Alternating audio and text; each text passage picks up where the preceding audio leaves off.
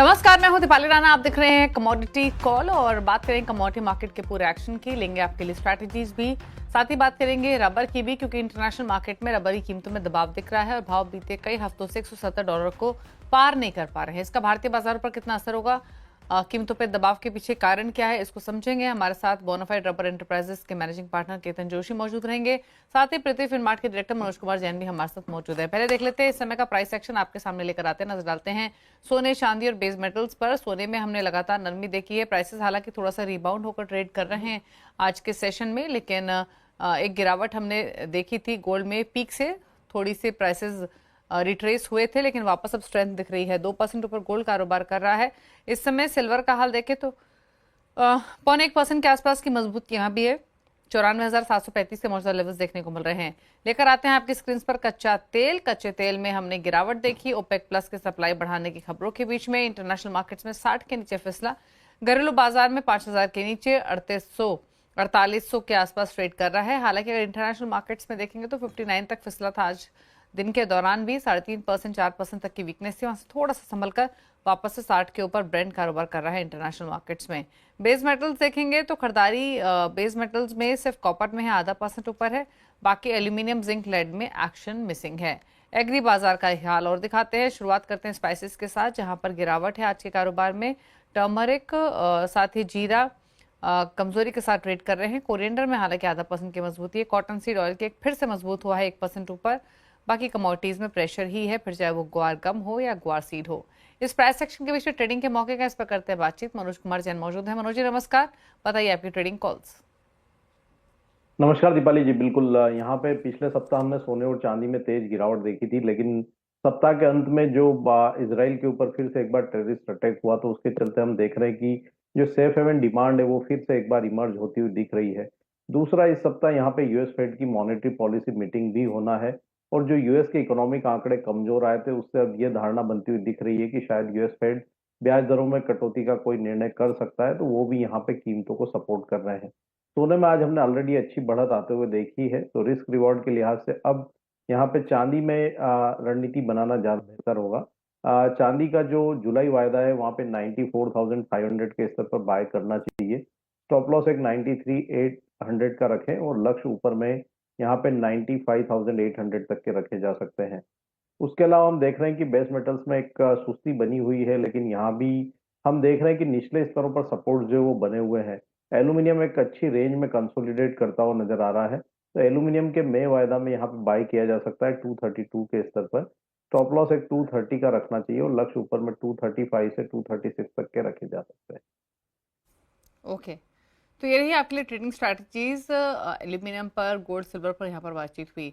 अच्छा, एक बार कच्चा तेल को लेकर आते हैं। इंटरनेशनल मार्केट्स में 60 के आसपास है ब्रेंड, घरेलू बाजार में 5800 के ऊपर प्राइसेस हैं। मनोज जी, क्या व्यू है आपका इन स्तरों से? जिस तरीके से रिबाउंड दिखा है, जिस तरीके से हमने फॉल देखा है, कहीं ना कहीं एक व्यू ये भी बन रहा है कि शायद सारे नेगेटिव्स इस भाव पर प्राइस होने की कोशिश कर रहे हैं। बहुत ज्यादा सीवियर वीकनेस होगी यहाँ से कच्चे तेल में ऑलरेडी करेक्शन के बाद, उसके चांसेस कम है। आपका व्यू क्या है प्राइस वाइज, और कहाँ आप सपोर्ट देख रहे हैं कच्चे तेल में? बिल्कुल दीपाली जी, हमारा मानना है कि यहाँ पे जो भी फैक्टर्स है वो प्राइस इन है, और आज हमने मार्केट ओपनिंग पे एक बड़ी गिरावट देखी भी थी, और वहां से एक रिकवरी भी बनती हुई नजर आई है। यहाँ ओपेक प्लस के उत्पादन बढ़ोतरी के संकेत काफी दिनों से मिल रहे थे, और उसी के अनुसार हमने कीमतों में दबाव देखा था। कल ओपेक प्लस ने लगातार सेकेंड मंथ यहाँ पे उत्पादन बढ़ोतरी की बात कही है, और साथ ही यहाँ पे यूएस के इकोनॉमिक आंकड़े कमजोर थे, तो ये सारे फैक्टर प्राइस इन है। जियोपॉलिटिकल टेंशन हम देख रहे हैं कि बने हुए हैं, तो कहीं ना कहीं निचले स्तरों पर कीमतों में सपोर्ट करेंगे।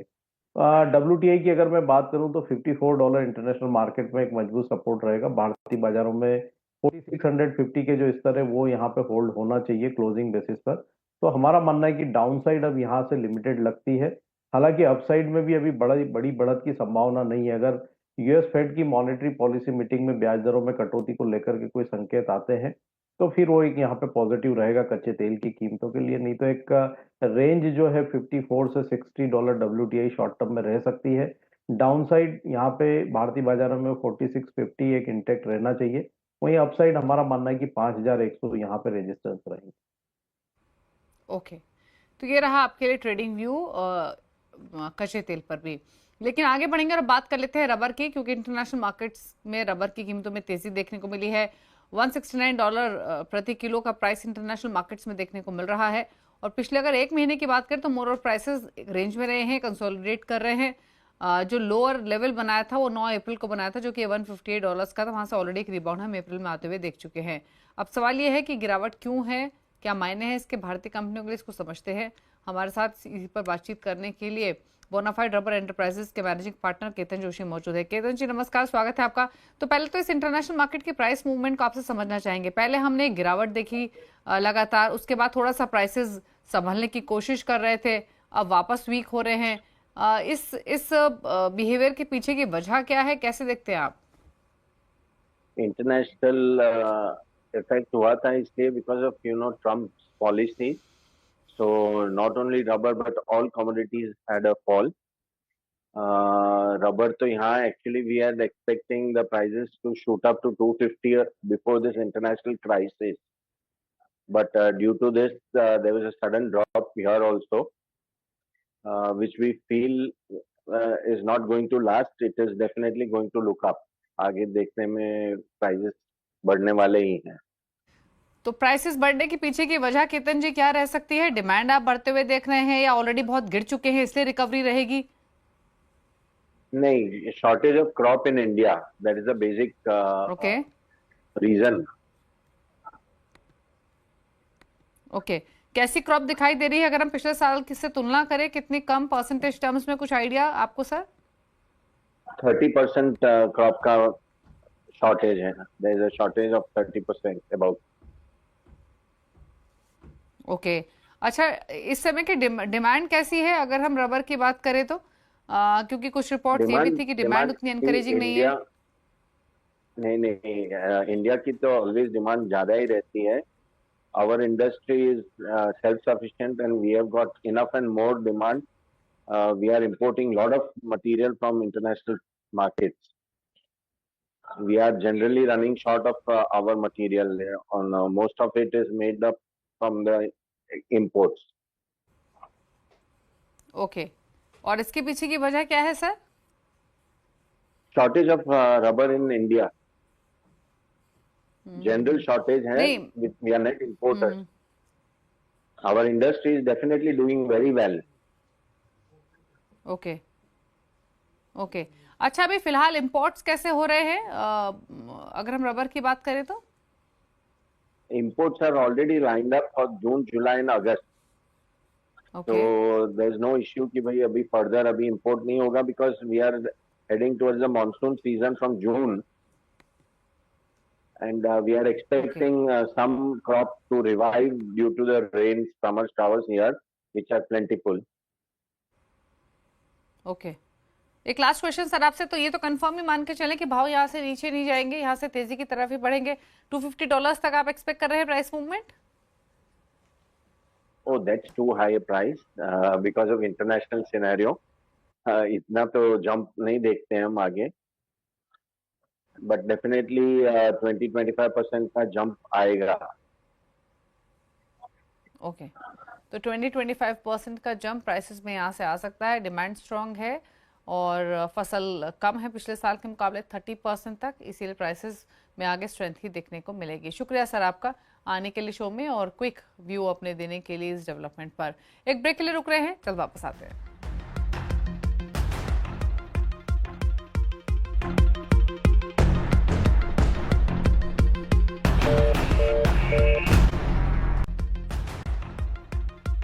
आप दे रहे हैं कमोडिटी कॉल, मनोज कुमार जैन हमारे साथ मौजूद हैं। लेते हैं कुछ क्वेश्चंस को और बात करते हैं कुछ व्यूअर्स से। पहला सवाल हमें संदीप ने भेजा है नई दिल्ली से। क्रूड पर इनका सवाल है, जानना चाहते हैं क्या कच्चे तेल के भाव यहां से संभल कर ऊपर की तरफ जाएंगे, अगर हाँ तो कब तक, क्या व्यू है नियर टर्म में कच्चे तेल पर, बताइए मनोज जी। बिल्कुल, यहाँ पे कुछ शॉर्ट कवरिंग की संभावना नजर आती है दीपाली जी, और मेरा मानना है कि नियर टर्म में कीमतें फिर एक बार 5000 से 5050 तक के स्तर को टेस्ट कर सकती है। तो शॉर्ट की पोजीशन ये लेवल पर नहीं रखना चाहिए, कुछ यहाँ से रिकवरी की संभावना नजर आती है और शॉर्ट टर्म में 150 से 200 रुपए की रिकवरी कीमतों में देखने को मिल सकती है। मदन सिंह का सवाल है भोपाल मध्य प्रदेश से, कॉपर पर, कॉपर में निवेश करना है, क्या ये सही समय है, बताइए मनोज जी। थोड़ा वेट करना चाहिए। रिस्क रिवॉर्ड के लिहाज से हमारा मानना है कि 820 822 के जो स्तर है कॉपर में वो निवेश के लिए बेहतर होंगे। तो वर्तमान लेवल से अगर 2 से 3% की अगर गिरावट आती है तो वहां पे निवेश करें। वर्तमान लेवल पे यहाँ पे रिस्क रिवॉर्ड जो है वो इतना फेवरेबल नहीं नजर आता है। श्वेता यादव का सवाल है बेंगलुरु से, गोल्ड पर सोने का भाव कहां तक गिरेगा? बताइए मनोज जी। गोल्ड में $3200 यहाँ पे एक स्ट्रॉन्ग सपोर्ट बना हुआ है इंटरनेशनल मार्केट में। उस लिहाज से भारतीय बाजारों में हम देख रहे हैं कि 92,000 के स्तर के नीचे सोना फिसल नहीं रहा है। अब यहाँ पे सारी नजर जो यूएस फेड के निर्णय पर रहेगी। अगर यूएस फेड ब्याज दरों में कटौती के संकेत देता है तो वो पॉजिटिव रहेगा, लेकिन अगर वहां से कुछ नेगेटिव क्यू आते हैं तो फिर हमारा मानना है कि यहाँ पे 90,000 से 89,000 तक कीमतें एक बार आ सकती है। मैक्सिमम डाउन साइड यहाँ 90 से 89,000 तक लगती है, लेकिन वह भी उसी केस में है जब अगर फेड की तरफ से कुछ नकारात्मक संकेत यहाँ पे देखने को मिलते हैं। अदरवाइज ओवरऑल ट्रेंड यहाँ पे गोल्ड में पॉजिटिव बना रहेगा। इनका एक और सवाल है श्वेता यादव का, वो है चांदी पर। चांदी में भी निवेश करना चाहती हैं, क्या इन लेवल्स पर इस समय निवेश करें या थोड़ा रुके? चांदी में यहाँ पे ग्रेजुअली बाय किया जा सकता है। 94,000 से 92,000 के रेंजेस में यहाँ पे एक्यूमुलेट करना चाहिए। लंबी अवधि में हमारा मानना है कि चांदी भी बेहतर रिटर्न जो है देगी निवेशकों को। आने वाले समय में कीमतें फिर एक बार जो है 1 लाख के स्तर को पार कर सकती है। तो चांदी में यहाँ से डिप्स में बाय करना चाहिए। 94 से 92,000 के रेंज में एक अच्छा रेंज होगा एक्यूमुलेशन के लिहाज से। ओके। कुंदन ने एक सवाल भेजा है नागपुर से, महाराष्ट्र से इनका सवाल है, हल्दी पर एक लॉट लिया हुआ है हल्दी का 14,000 के भाव पर, बेच दें या होल्ड रखें? आज के लिए पोजीशन होल्ड कर सकते हैं। मे कॉन्ट्रैक्ट में हमारा मानना है कि 13,650 का एक स्टॉप लॉस रखना चाहिए। ऊपर में कीमतें 14,600 से 14,700 तक आती है तो वहां पे एक बार मुनाफा वसूली की सलाह रहेगी। एक सवाल मनोज दुबे ने भेजा है रांची झारखंड से, सवाल है जिंक पर। जिंक में क्या करना चाहिए इन स्तरों पर? बताइए मनोज जी। साइडवेज मूव देखने को मिल रहा है। यहाँ से डाउन साइड लिमिटेड लगती है। हमारा मानना है कि कीमतें शॉर्ट टर्म में एक बार 250 से 252 तक के स्तर दिखा सकती है।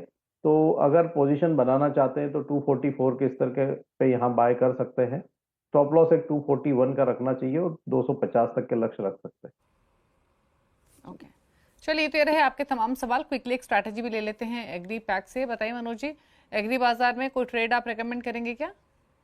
एग्री में यहाँ पे मसाला पैक में हमारा मानना है कि धनिया एक अच्छे लेवल पे ट्रेड कर रहा है। रिस्क रिवॉर्ड काफी फेवरेबल नजर आता है। जो मई का वायदा है वहां पे 7400 के स्तर के आसपास बाय किया जा सकता है। स्टॉप लॉस एक 7200 का रखना चाहिए। लक्ष्य ऊपर में यहाँ पे थोड़ा पोजिशनल व्यू रखें। 7800 तक के लक्ष्य रखे जा सकते हैं। ओके, चलिए तो ये रही सलाह आपके लिए स्ट्रैटेजी वाइज भी और आपकी क्वेरी के हिसाब से भी। शुक्रिया मनोज जी आने के लिए शो में और सभी सवालों के जवाब देने के लिए। इसी के साथ कमोडिटी कॉल में तो इतना ही। ब्रेक के उस पार देखिए आप आवाज समाचार। नमस्कार।